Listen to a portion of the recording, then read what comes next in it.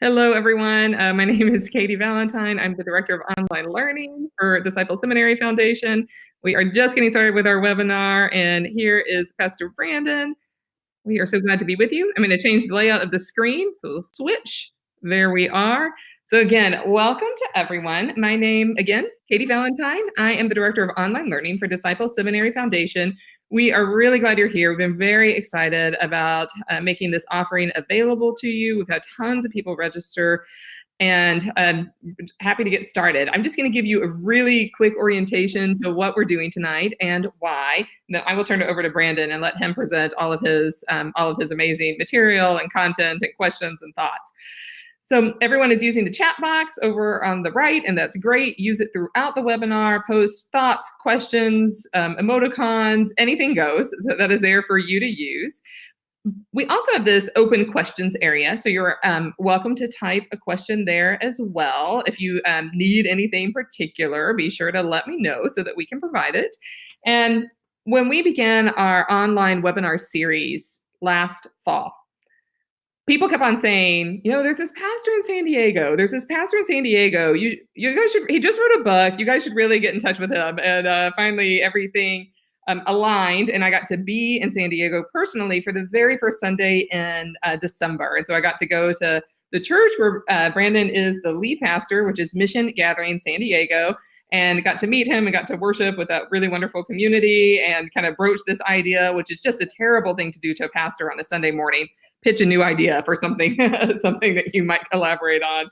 And we really started from there. So Brandon is the author of True Inclusion. And this is the book from Chalice Press. And I'm going to read just an excerpt from this. And this is from page 26.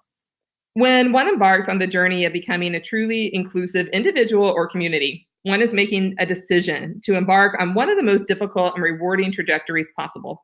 Inclusion, while a universal human value, is also one of the hardest concepts to embody and live out in day-to-day life. If you agree, type yes in the chat box. When you commit to inclusion, you are truly committing to following the rhythm Jesus sets out for all his disciples, the path of dying and rising again, and a completely unique way of seeing and being in the world. I think I left out a word, so I'm going to read that last sentence again. The path of dying to self and rising again into a completely unique way of seeing and being in the world. And that passage just captured me and sets a nice tone for what we're doing here. We're just talking about inclusion, which, as Brandon wrote in his book, is this wonderful Christian concept, but actually really hard to live out and to live it out in faith. And sometimes when we do it, things fall apart in ways that we don't anticipate. And sometimes they come together in ways that we couldn't anticipate either. So I will turn it over to him really shortly. In the meantime, let me just invite everyone to go ahead and log out of your email, log out of other things on your browser that could distract you, and give yourself the gift of being fully present, or as fully present as you can tonight. Be sure to stick around to the very end because we have three really exciting things to tell you about. I want to make sure that you get the full value of that. And we'll be presenting that at the very end. We'll be here right at an hour, a little bit less. And with no further delays, let me introduce Pastor Brandan Robertson, and thank you for being here. I will be your tech guide throughout this journey, and turn it over to you. Well, thank you so much for having me, and thanks for everybody for signing up for this seminar. Today, I just kind of want to basically give an overview of this concept of true inclusion, and summarize a bit of why I started on this journey of thinking and talking and trying to make true inclusion real in my context here at Mission Gathering, and then hopefully give some pointers that not only I've learned from my journey here as the pastor of Mission Gathering, but also at the back of True Inclusion, the book, there are interviews with 4 different pastors from around the country that have been applying true inclusion for a various number of years, some of them for decades. And so I've been learning from their wisdom too. So this book and this seminar is a collective of wisdom from across generations, and I'm excited to share a bit with you today. So Brandon, we're getting a request for a little more volume. So I wonder, I can hear you okay, but some of the people are chatting that they can't. I wonder if you just scoot closer, if that would work. Yep. How is, so say the alphabet or something, we'll see if people can hear you. A, B, C, D, E. I can also put on my preacher voice. Is that better, everyone? You're Hmm. saying no. So Brandon, go ahead and refresh your screen and let's see if that solves the problem. Give him a second. Thanks everyone for letting us know.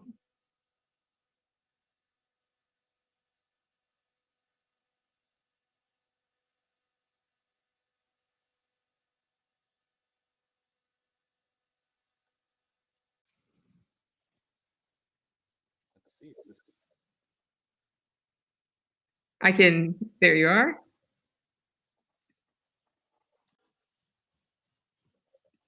Okay, let's speak your words of wisdom again and let's see.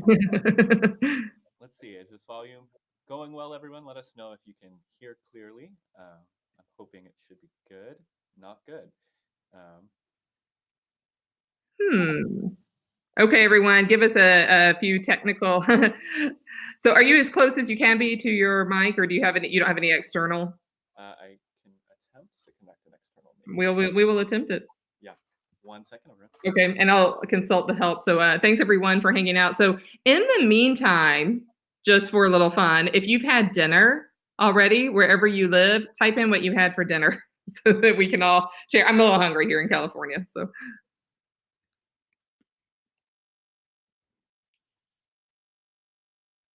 And I'll turn off my volume while I. Cereal, spaghetti, I love the variety.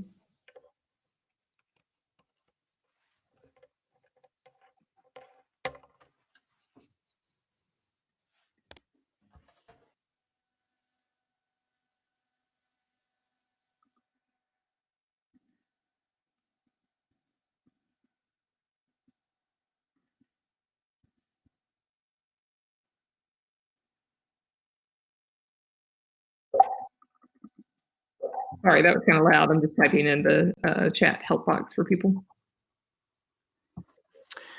Let's see how this sounds.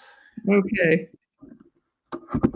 Better? Yay, that did the trick. Okay. Fancy smancy microphone. Ooh, that is fancy. Okay, thank you everyone. And thanks. This is just little technicalities and problem solved. So Brandon, this is Pastor Brandan Robertson. He's the lead pastor at Mission Gathering, and we're turning it over to him. Awesome. Well, thank you everybody for your patience with that. Brandon, that's so I'm just gonna, like I said, dive in and talk a bit about this journey that I've had towards true inclusion and what I mean when I'm talking about true inclusion. Have you ever walked into a church where you saw the big banners out front or on the front sign that said, "All are welcome," but the moment that you walked into the church door, you realized that the all there doesn't actually mean all?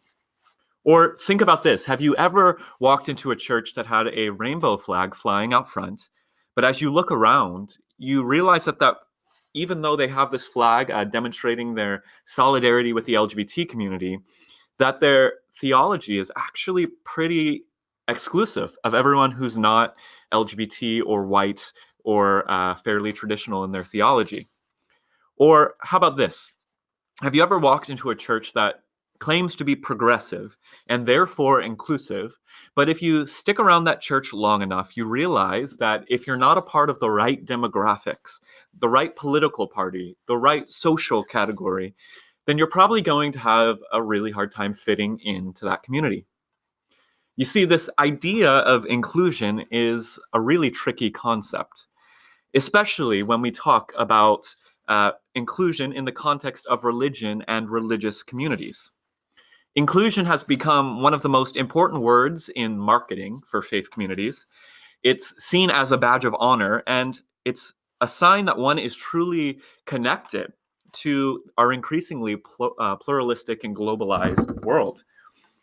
Yet, in my experience, the one thing I've known and learned as I've started having the opportunity over the past 5 years to go around and consult and be in different faith communities around the world is that so many of our churches that are touting this word inclusion and really trying to be inclusive, and we see that word appearing on more and more church signs and church billboards, very few communities actually seem to be working to embrace the radical implications of what it means to actually be inclusive. For most communities, when we say we're inclusive, it means that they're inclusive of one minority group. Your church might be committed to racial justice, which probably means you're going to get more people of color to show up on Sundays, and you're going to focus on racial equity in your city, and that's a great thing. Or your church could be gender inclusive, and you really fight for women's positions of leadership within the community, and you have women leaders, and you intentionally platform the voices of women, and that's a great thing. Or maybe your church is LGBT inclusive, which means that you have that rainbow flag out front and you march in your pride parade and you're committed to welcoming absolutely all LGBT people into every level of leadership in your church. And while all of those things are amazing and important, they're all a great sign of progress, the problem is any church that embraces one posture of inclusion of one particular group of people to the exclusion of others is not embracing true inclusion. They seem to have failed to understand the most basic premise of what it means to be inclusive in all of its radicalness. When Chalice Press asked me to write this book, True Inclusion, they asked me to write a book for communities that had already gone through the process of being LGBT inclusive and were asking, what's next? Initially, this seemed like a really cool idea. I jumped on it when Chalice Press asked me, and I was really excited because I have spent so much of my time in the past 5 years consulting with churches and denominations about how to embrace LGBT inclusion more robustly. But as I sat down to write this book, it was the beginning of 2017, and our social and political and cultural climate was in such a spirit of upheaval that my convictions about inclusion and my understanding of inclusion began to change. I began to be gravely concerned with so many churches and so many individuals that I watched move on LGBT inclusion, but failed to take the same spirit of radical inclusion and that same theology of radical inclusion that led them to embrace LGBT justice and apply that to the other important movements of our time, like Black Lives Matter, or the Women's March, or Me Too, the immigration debate, or the fight for gun control.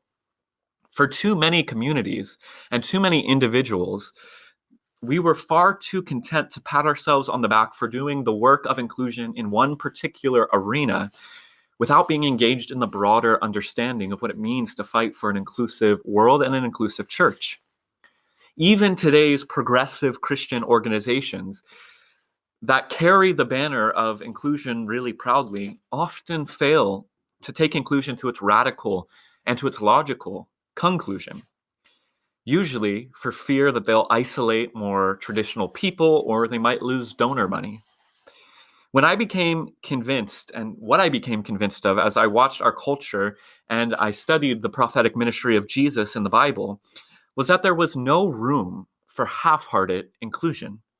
There is no incremental path or safe trajectory towards embracing all people and the justice that all people deserve.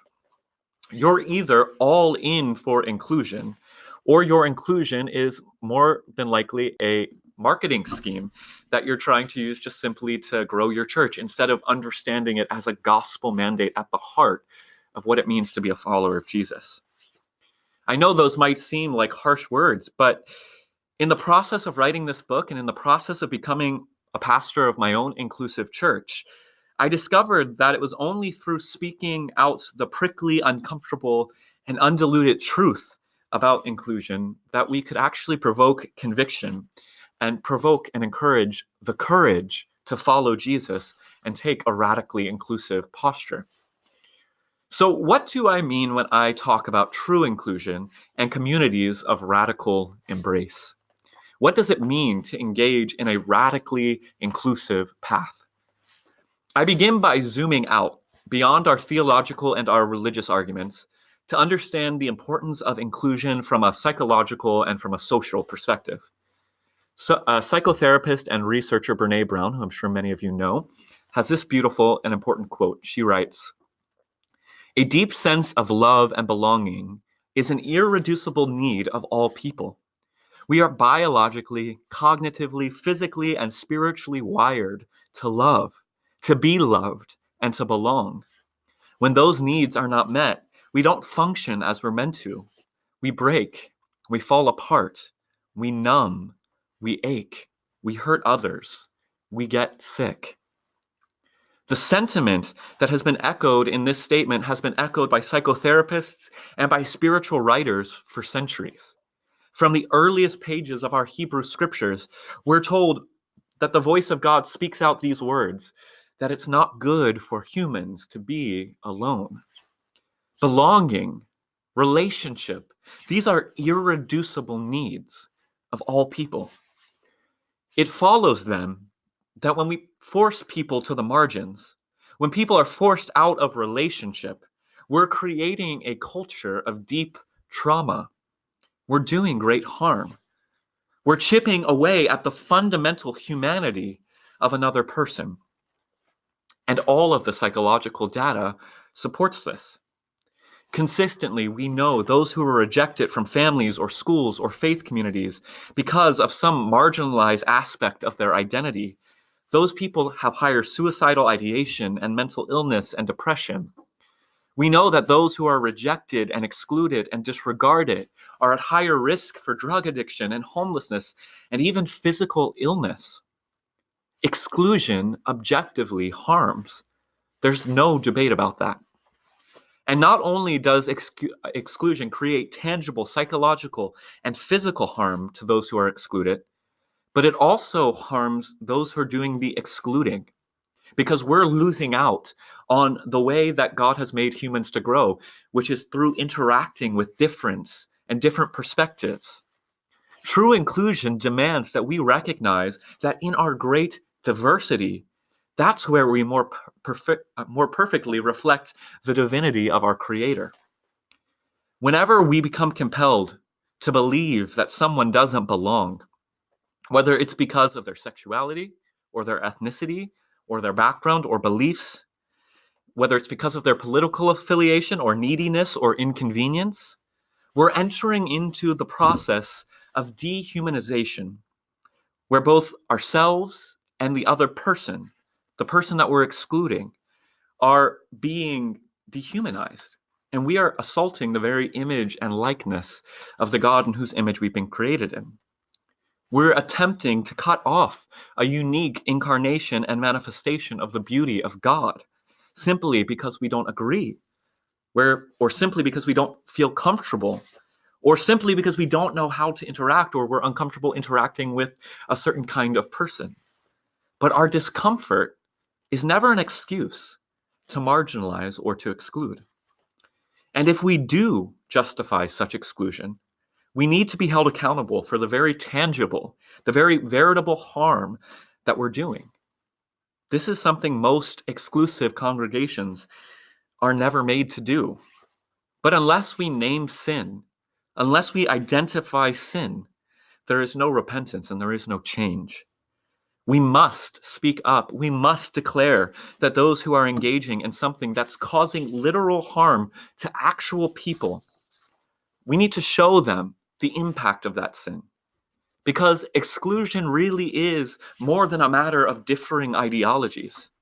It's a form of spiritual, social, and psychological abuse. So that's one compelling reason I think we need to lean into a posture of radical inclusion. But the other side of it that I spend a lot of time in the book focusing on is shifting to the gospel of Christ itself.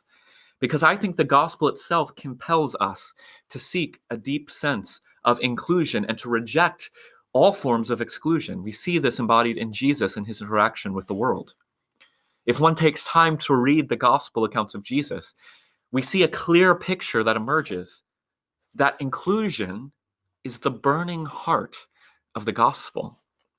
The message and ministry of Jesus is centered around a radical, robust, and inconvenient message that all people, regardless of their religious convictions, regardless of where there are lines socially and politically, no matter what their ethnic identity or gender identity or social status or sexuality is, Jesus shows that they are worthy of God's love and society's justice. Jesus consistently launches an unambiguous assault on the systems that seek to oppress and to marginalize those in his society, even the systems that he belonged to himself, even the systems that would have privileged him. He declared a fundamentally theological and political message that in God's ordering of things, all people are given an equal seat at the table. In God's ordering of the world, the mountains are made low, the valleys are exalted, the mighty are humbled, and the humiliated are endowed with power. If the message of the gospel is true, then the world must necessarily and fundamentally be transformed. A death must occur, a death of our egoic self, of our fleshly desires, which prefer to uplift only those who have the same kind of flesh as us. A sacrifice of our own comfort, of our own privilege, of our own power must take place. We must lay our lives on the altar of sacrifice, not to appease some angry God, but to demonstrate to our neighbors that we take seriously that they are fully loved and that we're willing to give up our own self-interest for the collective good of all of us together. To make a sacrifice like this requires faith. It requires faith that the Spirit of God is actually working in the world. And I don't know about you all, but sometimes it's hard for me to believe that when I turn on the news or I look on my Facebook feed. It's hard to believe that God is actually pulling us forward. It's hard to believe what Martin Luther King Jr. said, that the arc of the universe is long and it bends towards justice. But as people of faith, as people of Jesus, we should be committed to believing that Jesus and his Spirit is at work, and therefore we can lean into radical inclusion with full abandon in our lives and in our church. So now that I've summarized the general theology and psychology behind the concept of true inclusion, I want to talk about what it practically looks like when it becomes implemented in our actual communities and in our actual lives. First, to be truly inclusive, and I am not following my slides at all, give me a second. There we go. Thanks. The little segue actually provides time for just a great question, if that's okay with you. Great. Tracy asked if you see collective good as a societal value when you talk about the collective good. Like maybe you could just break that down or give us an example. You gotta thanks for that. And would you see that as part? It's a good question. It's interesting. Collective is that good, part of the common? When I say like we that, talk I'm about the talking common about, good apart from church. I would say collective and a common lot. good So are are those words one they and the use same, or are they synonymously with distinct? the kingdom of God or the I kingdom often of God. hear about the thing that Jesus was separation of proclaiming. secular and It's this spiritual, whereas idea maybe that there is what we no do in our separation. church must And necessarily, I just want to clarify for spill those out who are into our neighborhoods attending. and then impact our societies and then impact our countries all the and then questions that impact our I'm world. giving to Brandon are typed, And so I'm not sure if that's the you guys question unfortunately that you're don't asking, have the but microphone or camera that's at capability least within the this way I'm webinar. using that If we did, no one, phrase, all the bandwidth in the all the context of true bandwidth would be inclusion. taken, and no one would be able to hear Brandon at all. So just type anything, and I will communicate it to him. Thank you, Brandon.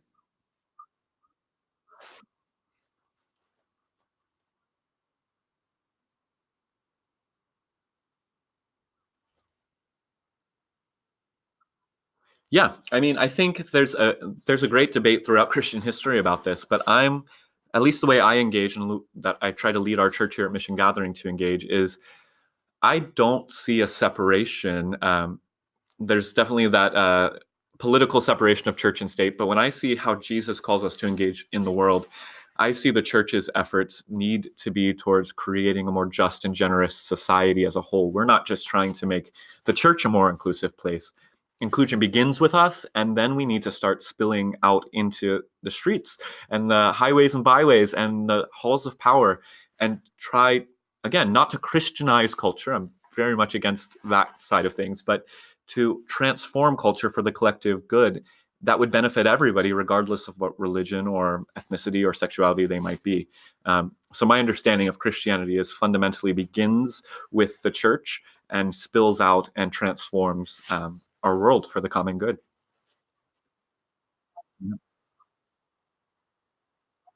Yeah.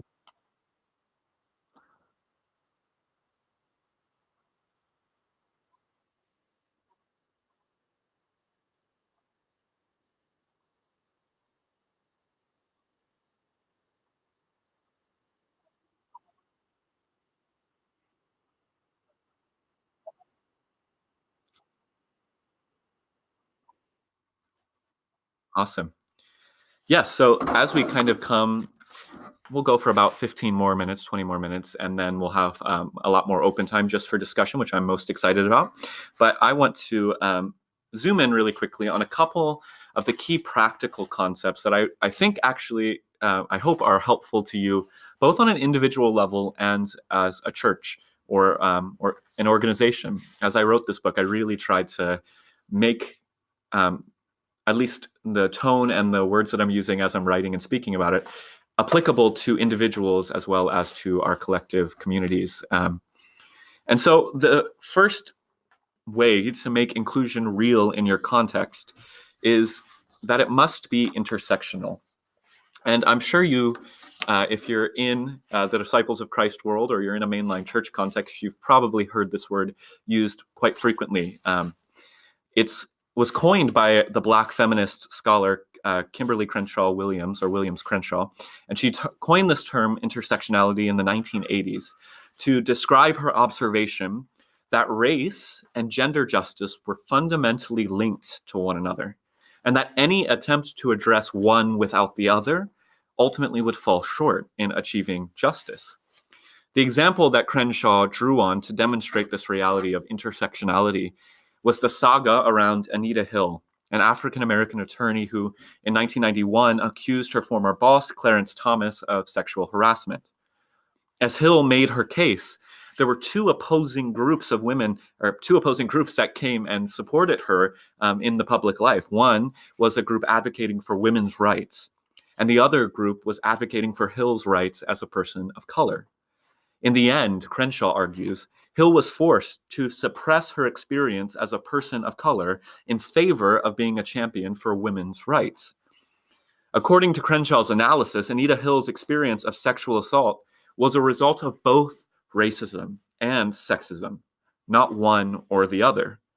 But in the public consciousness of that day, Anita Hill was forced to choose to address either the racial side or the gender side of the equation. In this oppressive system of patriarchy, which I argue in the book is the fundamental system behind all oppression in our society, I understand patriarchy to stand upon the oppression of race, of gender, of class, and of sexual orientation. And therefore, all of these categories are inextricably linked.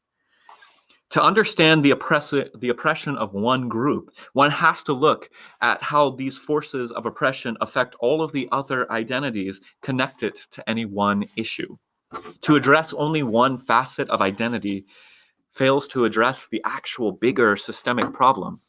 Thus, while Anita Hill became a figure of women's rights, the general public at that time ignored her unique experience as an African-American woman. And that experience differed completely from the experience of white women that were experiencing sexual assault in that time as well. Similarly, this is why some of the most severely oppressed people in our modern culture today are trans women of color. They embody every layer of patriarchal oppression. If we're ever going to seek liberation for them, it's clear that it's not adequate to just address the pursuit of their justice as just women's rights, or just trans rights, or just racial justice. All three of those identities are linked together in a trans person of color.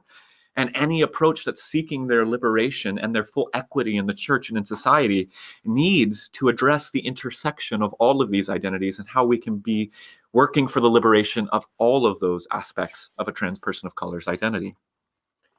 To become truly inclusive is to work to understand the intersectional identities of individuals and to create communities and then societies in which all people can be liberated to live without fear in every aspect of their identity.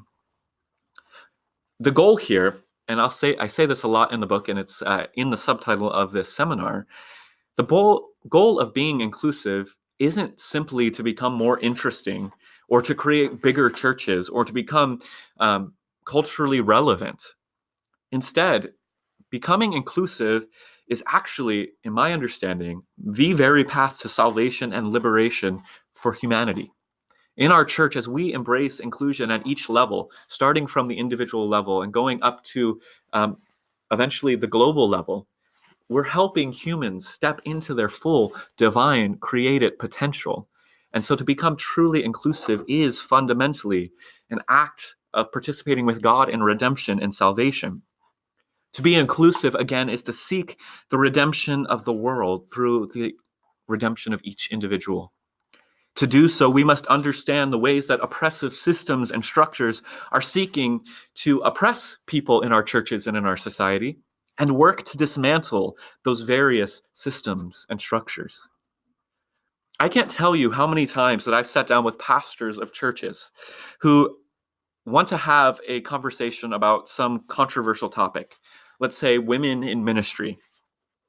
And then as we talk about women in ministry, and that's not necessarily a Disciples of Christ problem, but it still is a big problem in the evangelical world, I'll bring up the question, okay, great, you're tackling this issue of women in ministry. Well, how are you dealing with racial justice? And then I'm often told, well, race isn't really our issue. That's not really what we feel called to focus on here. We can only focus on one problem at a time. All of those responses fundamentally misunderstand the problem that the church is trying to address, and therefore will inevitably falter and, I think, harm the very people that the church is trying to include. If your church is willing to focus on racial justice or gender equality or LGBT issues, you must also address all of the other aspects that are at work within your own community, whether that's classism or other forms of inequality. They're all connected. The theology that one uses to shift our perspective on one of these topics is the same theological tool necessary to shift on a bunch of other topics as well. Because the issue isn't racism or sexism or classism or homophobia. Each of those are just pillars in this larger, more oppressive system that I think is rightly called patriarchy.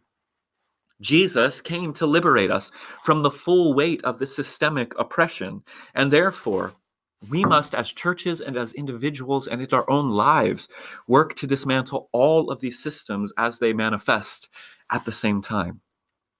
In order to practice intersectional inclusivity, we must humble ourselves to listen to the voices of those who are marginalized, both within and outside our church community, and be willing to repent of the harm that we've done, willing to change our traditions and our practices and our beliefs to reflect the inclusive heart of our Creator, no matter what the cost is to us. The second principle of true inclusion that I want to highlight, let's see if I have a slide for it, is that of empathic understanding. A few years ago, I was consulting a group of evangelical pastors on how they could move their church towards the full inclusion of LGBT people. And while we were talking, I came to a realization that forever changed the way I engage in this work. It's not groundbreaking for many of you, I'm sure, but it was for me at the time. That the only way to create true and lasting transformation in any community is through uplifting the voices and the stories and the experiences of real, enfleshed, incarnate people. That in order to change these evangelical pastors' minds, we could spend all day debating theology about what Leviticus meant. But what was always more powerful and ultimately what changed their position and their perspective was when we sat down with somebody from within their church who identified as LGBT and allowed relationship to form, allow stories to be told. Empathy is this gift God has given us, and it is what is necessary to create true and lasting change in our world. What's different about what I call empathic understanding is that this is not just a one-time action. This doesn't mean that you should bring together some group in your church one time of oppressed people, hear them out, and call it a day. No, empathic understanding is a fundamental posture of life. It's imitating the image of God in Christ. God didn't just listen to humans' plight from a distance. No, in the Christian story, we believe God becomes flesh, and as Eugene Peterson writes in the Message, moves into our neighborhood. He, our God, stepped into the dirt and the dust and the muck and the mire of human existence and walked with us. God embodies empathic understanding. Similarly, when I talk about empathic understanding, I'm talking about doing the hard work of moving outside of the walls of our churches and into spaces that those who we claim to want to include frequent. Places that others, the marginalized in our community, go to as safe places, because a lot of marginalized people aren't coming to our churches as safe places. Empathic understanding requires us not to just open the doors and try to invite people in, but to be willing to go out and be with people where they are, not to convert, not to evangelize, but to simply be a presence that listens and hears and allows our lives and our hearts and our convictions to be changed and challenged by the experience of others.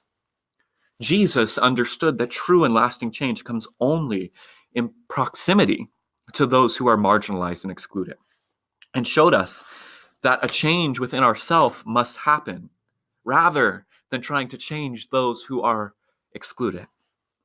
If you were to walk into most denominational offices in North America, you'd likely stumble into conversations about how churches can attract more people to enter in their buildings, to participate in their services, and ultimately, we all know, to give money to their institution. But very few institutions are having conversations about how to do life in and among our communities, in the world, beyond our church properties and beyond our religious services.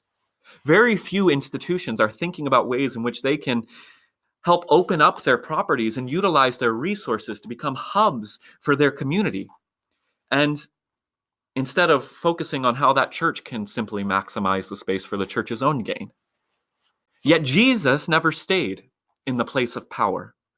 Instead, he went to where the people were. He went among the excluded and the marginalized. He gave up his comfort and his power, and he sat among those who he knew his reputation might be marred a bit for being around. What if our faith communities were to become touch points, places where people can come together to learn, come together to provoke one another, come together to organize, but then intentionally pushed people out, away from the institution of the church to tend to the needs and the desires of our community and of our culture? What if local faith communities were to uplift and empower local leaders, to lean into their dreams and their callings, and to give them the resources they need to host events and programs from their own perspectives and their own worldviews? And what if those connected to a faith community showed up to support, to learn, to participate, instead of to control and to lead? What would emerge in your neighborhood, in your city, in your community would be a culture of empathic understanding, inviting those who otherwise would never be a member of our church or of a traditional faith community to find resources, to give them a platform and the ability to express themselves. If we did that as the church, we ourselves would grow and expand and experience God and the impact of true faith in remarkable ways. It would give us an opportunity to see the world from another's perspective. It would model for us the example of Jesus, who infused his vision for the kingdom of God into everything he did. Whether it was joining with immoral people for a dinner party, or discussing spirituality with peasants on a mountainside, or even occasionally entering into the institution and stirring it up. Through Jesus' constant contact with diverse groups of people, I believe, and this you might disagree theologically, I believe Jesus' own perspective in life was refined and shaped. Such growth only occurs through contact with those who see the world differently. If we want to become communities that value empathic understanding, we must spend more time out in the world, not seeking to entice people to enter our church, but rather sending the church to be among the people. And on a practical note, one of the points that I really hammer home on in the book is, again, when we embrace true inclusion, when we embrace intersectionality, when we embrace empathic understanding, these are not particularly great methods for growing your church. If you embrace this path, at least initially, it's going to decrease your numbers. It's certainly going to decrease the amount of wealthy, privileged people that want to be in your congregation. At Mission Gathering, my own church, this is a constant struggle.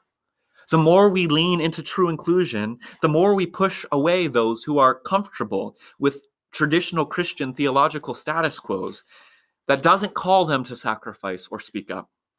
Folks become uncomfortable when they're forced to be in church with so many marginalized, outcast type of people. But also, the people who come to your church from the margins often see church as a waypoint in their journey. When we do invite people as radical inclusive communities, when we invite people from the margins into our community, they often might not stay at church for 5 or 10 or 15 years like we're so used to and like we hope for in pastoral ministry.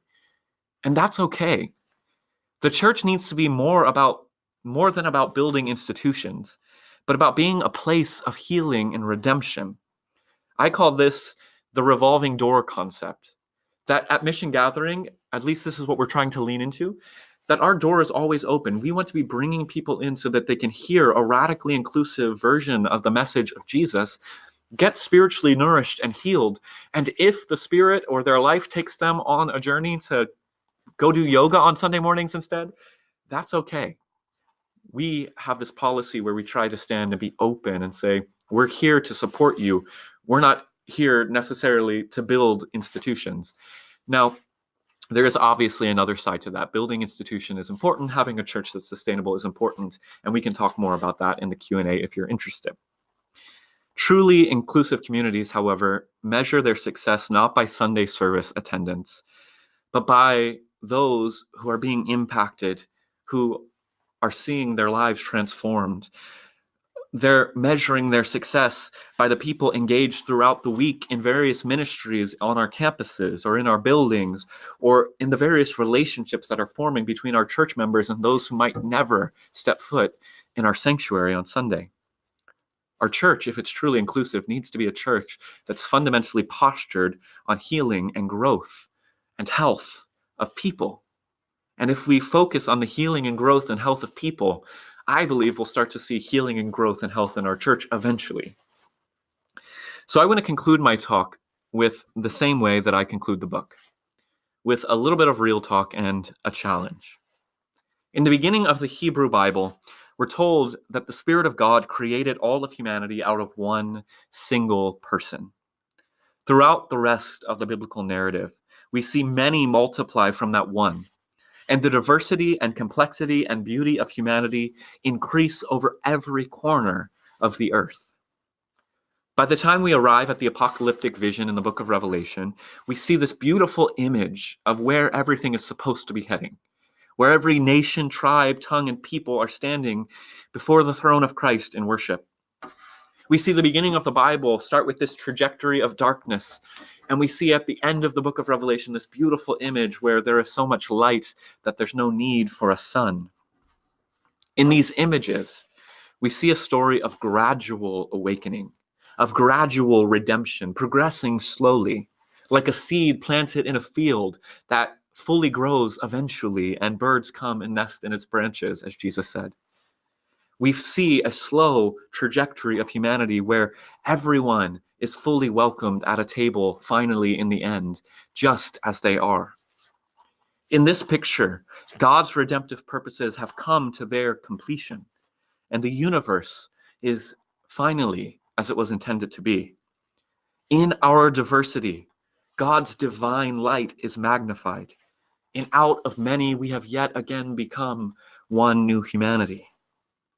As followers of Jesus, this is the reality that we're called to long for and to strive. A world unified in our diversity. A world where all are celebrated and included, where discrimination and exclusion are no longer have a place in our public life. And yet, we know that as I speak these words and as we gather, exclusion seems to be winning in our culture and in our world at this moment. Whether that's politicians who are advocating for policies that exclude and marginalize and harm people based on their color and their class and their culture, whether it's what we saw yesterday, our dear siblings in the United Methodist Church on Tuesday, experiencing the harm of exclusion based on people's desire to hold on to a traditional theology. It's easy to look at our world in 2019 and wonder whether the inclusive gospel of Jesus actually has failed. I must admit that as I look around and I see some of this, I often feel like maybe all of this isn't worth it. But I want to encourage us that I believe a theologian and social theorist, L. Robert Keck, wrote about something called the supernova effect. The term supernova refers to the experience of a star that burns brightest right before it dies. In our day, in this moment, we're seeing white supremacy and homophobia and misogyny's last stand. I believe that the church and that society as a whole is beginning to understand that we have the resources to deal with our deepest prejudice, and that we can begin moving our churches and our world towards a more inclusive posture. But of course, it begins at an individual level. It begins with each of us confronting our participation in patriarchy. It begins with each of us committing to the practice of empathizing with our others. It begins with each of us being willing to step outside the status quo that might call us to challenge traditional perspectives or orthodoxy or the way things have always been. It begins with recommitting ourselves to the radically subversive way of Jesus, which still has potency to transform our communities and our world. Almost every Sunday, I have the beautiful privilege of presiding over communion, where I get to stand before my church and say, no matter who you are, no matter what you believe, no matter what you've done or who you love, you are welcome here, because this table isn't our table. It's not the disciples of Christ's table. This is God's table. And God has invited each one of us to come. That declaration is what all of church history, all of human history, all of the gospel of Jesus Christ is pointing to. A place where we all can step into an equal footing at the table of grace. There's something really profound, and I'm sure many of you have seen it, when diverse churches come together around a table, standing on equal ground and celebrating our diversity, rejoicing in our unity through the Spirit of Christ. The theatrics of communion are but a shadow of this image in the book of Revelation, a glimpse of where God desires humanity to end up. For we not only all stand together around the throne of the Lamb, but at the culmination of John's vision, we see everyone welcomed to this banquet table of God, this heavenly marriage feast. For in Christ, many become one. One new humanity emerges beyond power and privilege and all the things that divide us. One body emerges out of many parts. And so we have a great reason in our Christian tradition to hope and to long for that reality. The last thing I want to say is this, that this journey of inclusion, of radical inclusion, it doesn't happen overnight. You can't vote it in a church council meeting.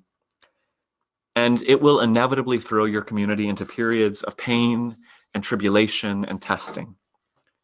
But as James writes so poignantly, the testing of our faith produces endurance. And when endurance is fully developed, we're made mature and complete, lacking nothing.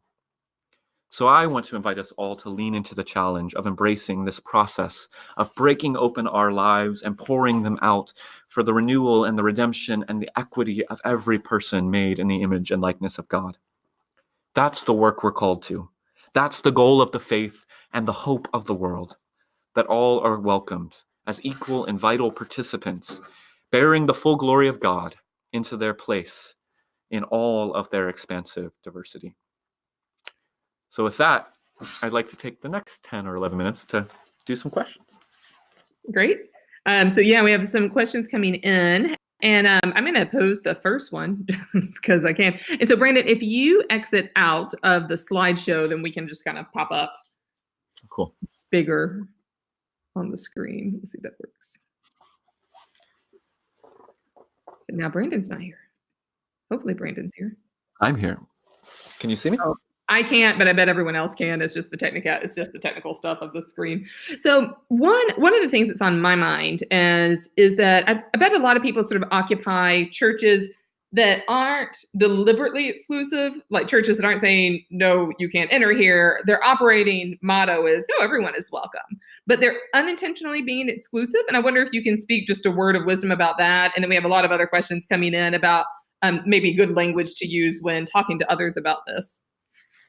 Yeah, I think you're absolutely right. I think a vast majority, especially churches within our more mainline denominations, are actually trying to function from a place of inclusion. They're really trying to reach for this thing that I think we all recognize is at the heart of Jesus's gospel. But if we're not, the key to being inclusive, again, I say this in the book, and it was one of the most profound realizations for me, was that we need to stop trying to be a voice for the voiceless, and instead we need to give the voiceless back their voice. If you want to be an inclusive community, you need to be willing to sit down and listen to those who are on the margins, and listen for what they say, take it seriously, allow them to speak for themselves. Because what often happens is we think we're doing good. We think we understand what it feels like to be marginalized, but we really don't unless you're in that person's shoes. And so it really, I just encourage leaders and people within churches to make time, again, to sit and be in relationship with those who are on the margins, who we want to get to know better, who we feel like we might be excluding, and listen for what they have to say and take it seriously. And if we do that, I think you're going to minimize the harm you're doing unintentionally by accidentally excluding people, by being inclusive in the way that we think is right. So it all just goes back to that empathic understanding and listening and giving people a platform and voice. Cool, thank you. And it turns out other people can't see you either. We heard everything you said, but go ahead and refresh and turn back on your video. We'll see if that fixes it. Cool. You'll be right back. You're all sending in great questions, so I'll be pitching as many as we can get in a few minutes, and then we have some wrap up things as well. And actually, while Brandon is doing that, I want to make an offer available to you right now, which is that Chalice Press has generously offered a 30% discount plus free shipping on the book if you haven't bought it yet. So I just made that offer available. You should be able to see it below, and I'll post a link. I'll post all the details in the chat box too. So Brandon, I think you're back, and it's weird. Your camera's not working, but that's okay. We can hear you. Say something just so we know we're all communicating. I'm here. Can you see me? We can see you. No, it's crazy, but that's just a little secret for everyone. We're gonna switch webinar software pretty soon. So, but thank you for the software that's providing the connection for us, even though it may not be perfect right now. So we had some questions coming in about like how to even start this conversation, particularly with like conservative or evangelical people or pastors. So I want to put a caveat out there. We might have conservative or evangelical people or pastors on this webinar. And so this is an inclusive space. And so Brandon, I know in the book you talk about how you grew up in a very different church environment than you now exist in. And you need to buy the book to find out the whole story. But you are someone who kind of walks the worlds of all those languages. So maybe that's something you can speak about just in your own experience for a minute. Yeah, I think that's a great question. And again, I'm going to sound like a broken record, but one of the things I do is I spend a lot of time, most of my time, going to evangelical churches, particularly evangelical mega church pastors, and walking with them towards a process of inclusion. And the one thing, again, and I think this is the key point for anybody who might be in a traditional context, and whether it's LGBT inclusion or any topic that you want the church to engage in.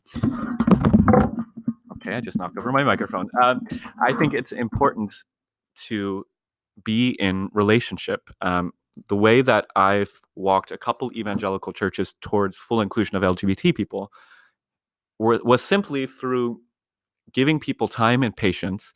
One thing that's really hard for a lot of us to do is to give people that level of empathy, the realization that it takes all of us a while to progress on topics and ideas and understandings of theology and scripture and ethics. And so let's not make that the priority. Instead, I, as a gay Christian pastor, sit in these rooms and talk to these evangelical pastors as human beings. We're not talking about the theology. They get to see me as a person. They get to hear my faith and my understanding of my relationship to God. And as they see God working in me, that's when they begin to actually have some deep existential questions about, oh my goodness, my theology doesn't align with the experiential reality of this person in front of me. And that's where the shift begins to occur. And again, people don't become inclusive overnight, but whether it's racial justice or women's ministry issues or talking about disabilities, it's important that we get our leaders and we get ourselves into uncomfortable conversations where we're not primarily focused on being right or learning the issues or getting everything correct, but where we're hearing the incarnate experience of the other. And the more we do that, the more our hearts and minds will be transformed. And the more our communities will become the healing, loving places that I think they need to be for those who are on the margins.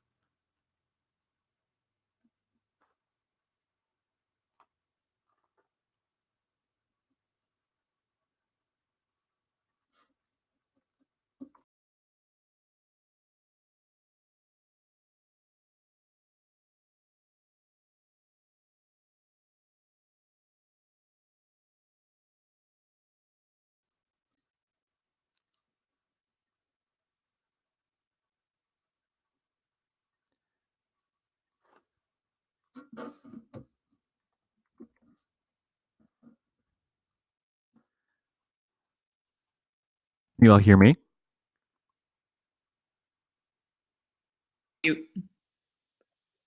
So I'm not gonna repeat all the babble I just said, which is sorry for all the technical difficulties. Okay, so Brandon, I'm just gonna read a question that Ramona asked, which is in a kind of nuanced way. How do we offer inclusion to people who are more socially conservative in our churches than we might be? And this is from her particular context, because they've lost committed members who've actually felt isolated. So do you have any tips or tricks for the trade on that particular conversation for churches that are already established? Yeah. I think this, and again, the only way I can answer this is from experience. I think this inclusion is messy work, right? And one thing I talk about in the book, I'll caveat and talk about it a little bit real quick, is that in order to be truly inclusive, there is a level of needing to be exclusive, which I know sounds crazy, but I think inclusion is there's a divine context of it, the ideal that we would all love, where all people can be together in unity. And then there's the lived context. And if our communities take stands, for instance, for LGBT inclusion or for women's rights, then we can't effectively be inclusive for those communities while continually giving platform and space to those who actively seek to marginalize or exclude those very people. And I think the most important thing a pastor or a church person could do if they want to try to bring people along is to walk people on this empathic understanding journey, to do a conversation series in churches where if you're trying to move towards women in ministry, you're putting women up talking about their gifts and their callings and why they believe God called them to be ministers. And as people listen and hear that, they'll be transformed.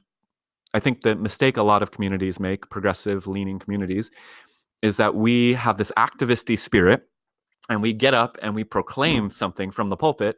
And when you just proclaim something to be true, especially if it's a new posture for your church, if you're moving to become open and affirming, and you just decide as a leadership team for the entire church that you're now open and affirming, then you are going to marginalize. You haven't done the hard work of trying to bring people along and shepherding a congregation towards inclusion. So that's one thing. But the other reality is that if we embrace true inclusion, there has to be there will be just inevitably a level of exclusion, and you will lose people. I just think that's part of the reality. And it's not to say those people aren't valuable or that we should cut off relationship, but it's that those people might not be comfortable in a context where they're being challenged to confront privilege and power and all of that good stuff. Yeah, thank you very much. And I was in a conversation about another instructor for the future coming up I won't spill details right now, but I was saying that I've seen in churches too, sometimes people do, like, they get uncomfortable, and that kind of supernova concept that Brandon alluded to, where right before things change is when things are like the most shaky and seem the most tense and hard. And they do leave, and then they reflect on their own, and those conversations are taking place within them, and they sometimes come back. And not that that's a goal, right? That's their own journey, but that is possible. Yeah, and I just want to note, Tracy wrote about Karl Popper's paradox of intolerance. I recommend people look into that. That's one of the theories that really helped me in my understanding of Thank when you I was very writing much. this book. Well, I would love to tell everyone about another opportunity, about actually 2 more opportunities that we have coming up. And this is such a rich conversation. And we asked at DSF, we asked Brandon, would you be willing to teach a class on this? And he said, yes. And so thank you, Brandon, for saying yes. And then our big challenge was, let's fill out our calendars. So we filled out our calendars. We will be offering a class where you can actually really speak with Brandon in a small cohort of people and engage his writing, his materials. We can go off page a little bit. We can present some more nuanced and deeper ideas. Maybe in every book, there's always the stuff that doesn't make it in the book. So Brandon may be able to tell us the things that didn't quite make it in the book for whatever reason. So I'm going to make this available right now and just tell you a little more about it. There we go. And this will be on May 13th through 17th. This will be a live course. And we've priced this in such a way to be able to compensate Brandon for his time and for all the time and research that he did and giving of himself to write this book and to offer this class. So this is a webinar pricing of $37 for this 5-day class. Even if you can't attend it live, that's okay. We're gonna have a variety of ways for you to be able to engage at that time, because I know we're in many different time zones. So it's $37. This is really limited to you guys. It is limited to the webinar attendees, and including those who registered and are watching this in a replay, or the first 25 participants. So for some reason, all of you, aren't jumping on this, which I can't imagine why. But if you're not jumping on this for any reason, then we'll open it up to sort of the public after this, and they'll be able to register. But we'll cut that off. If all of you register, if all of you sign up for the class that are here today, that is just fine. You all get this particular price bracket right now. And if you don't, after 25, then we will be bumping it up. So this will be bumped up as we get closer to that time. But we want to honor your commitment and your time on being here. We know that you have set aside this time. You've all been so engaging. You've participated. We appreciate that. I will put the link to the registration page in the chat box in just a second as well. But Brandon, you may want to say a few words about that and, kind of what you envision. We've just set this up very recently, so I'm kind of putting you on the spot, but just to communicate your excitement about it.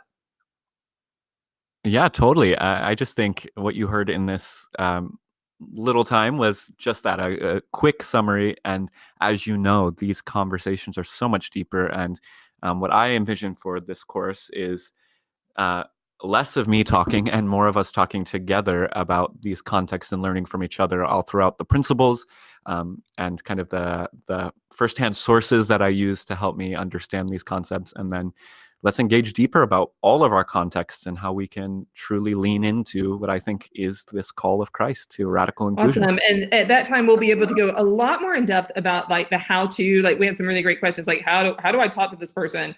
How do you move from the walls of a sanctuary into the outside world and then still be able to come back to the sanctuary? So we'll talk about the nuances of how you do that and learn from one another's experience and from Brandon's experience too, who's been coaching churches on how to do this. Cool. And if there's any questions, yeah, this is a great time. Go ahead and ask them so that we can tell you more. We're really excited about it, and we have. It's a few months away, but the time to sign up is now, and then I'll be able to be in touch with you about details. And of course, having the book would be great, but even if you don't have the book, that'd be okay too. And one more thing I'm going to tell everyone about is we have another webinar coming up. Here we go. We have a webinar coming up on March 5th with Caroline Hamilton Arnold. And this is a very open audience for anyone who wants to prepare for a disaster. And Caroline herself works for Week of Compassion, which is a disciple-specific context, but this is really open to any church who wants to help prepare for disaster. And let me speak about that just for a moment. I live in Chico, California, and we are currently responding to the Camp Fire. Certainly a disaster we could have anticipated, but that we were not as prepared for, just as a community, as we could have been. And this is happening 2 years after the Oroville Dam crisis, where a whole city was evacuated because they thought this dam might spill. And it was a very tense few hours when we thought that dam might break, because it would have flooded a good portion of the California Valley and would have been a huge disaster. But we still had a week of people living in tents on the fairgrounds that had like 2 minutes to evacuate. So when I tell you that disasters you don't know are coming, believe me, I'm speaking from personal experience with both of those and responding as a church. So we would love to have you at that webinar as well. So you have the opportunity to buy Brandon's book, and thank you, Chalice, for giving the 30% discount and the free shipping. That's just amazing. This is a great time to buy more than one. Give it to someone that you love. We have the opportunity to join us in the live course. This price is just for you guys. It's just for the attendees of the webinar as a thank you for being here, and also registering for the webinar that we have coming up. And Brandon, we have one last question. And Tracy, thank you for asking. What advice would you give to an inclusive UMC congregation? And just for anyone who might be watching this in replay or in the future, we are broadcasting this directly after the United Methodist Church has tightened up the reins on LGBTQ inclusion rather than expanding them. So Brandon, you may have some particular thoughts about that as our final words. Yeah, first and foremost, I'm grieving with the United Methodist Church as I watched that on Tuesday. It just was horrendous. I worked in the office of Bishop Karen Oliveto, the first lesbian bishop in the UMC, before I moved out here to San Diego. So we're standing with you all. That's what I first want you to hear. And second, I think the UMC has some interesting choices in the days ahead. For your congregation, keep, of course, leaning into this radical inclusion that so many United Methodist churches have become known for. And I don't feel qualified to speak to what the church should do as far as relation to the broader denomination, but I would just say, I think the call now more than ever is to keep leaning in to this radical inclusion in the midst of your denomination, whether you stay affiliated or not. And this is a unique moment. The world is watching the United Methodist Church, and you have a unique opportunity to the inclusive churches to stand up, to be a prophetic voice that speaks against this tide of exclusion that seems to be so prevalent in this moment of Western history. So, yeah, I don't know if that's much advice, but that's my exhortation. Yeah, and I am like Brandon, also been watching, and I have so many Methodist colleagues and friends and close friends for a variety of reasons, just from the context where I grew up, and the so I've been watching that, and I wonder if this might be a supernova moment, where where things they are really tough. I'm not saying that they're not tough. They are really tough. And I wonder if this might give birth to justice and to this companioning and to this radical inclusion and empathic understanding in new ways. And what I have seen that's heartening and doesn't diminish the heartbreak is a lot of people who thought this was their issue, but not really, now understand that it's their issue. And issue is not even the right word. They understand that this is important, that they're involved in ways that they didn't before. So I'm, wondering what might come about because of that. Yeah, I think there's good reason to be hopeful, and also a good reason to be have some space for grieving right now, because I mean, it very well might be a time for a new kind of United Methodist to emerge, maybe a new network and affiliation to be that prophetic witness. That and Tracy, I put my email in the chat box, so please, and for all of you, please email me anytime with ideas, comments, questions. We are here to serve you. DSF is here to serve you, your needs, in as many ways as we can. And so let me know what those are, and I'll be emailing you all and asking. But Tracy, if it would be helpful to have like a webinar on this topic, and to create some intentional space where we could process grief, have ecumenical, maybe even interfaith support. I would be really interested in pursuing that and maybe using Brandon's book in conversation with that. So send me an email and let's just talk about that, because that's what I'm here for. So, well, I think we're right. We've been here about an hour and 10 minutes, and the extra 10 minutes were wonderful. So thank you everyone for sticking around. You'll be receiving a couple of communications from me just with all these links and everything, especially I know if you're on a mobile phone, it's really hard to like click and stay in the conversation. So you'll have the opportunity for all of that as well. Thank you, Brandon, so much for being here. Thank you for writing the book and for your mission and ministry. Any final parting thoughts for us? No, I'm just so encouraged, really, that this group of people is clearly committed to thinking and leaning into inclusion. And also just want you all to know that I'm a resource here too, if I can be helpful. My website, brandanrobertson.com, you can get in contact with me there. And I love churches. This is my passion. So if you just awesome, yeah, me too. So you have two out. resources here, and I'm sure you'll be hearing from us again. So hopefully we'll see all of you in the course in May, and this is the time to get into to register for that is definitely now. If you have any questions, just email me, and hopefully we'll see you all at the webinar in a week on disaster preparedness as well. So thank you everyone for your time. Blessings on your journey, and reach out and let us know how it's going, and we'll talk to you later on.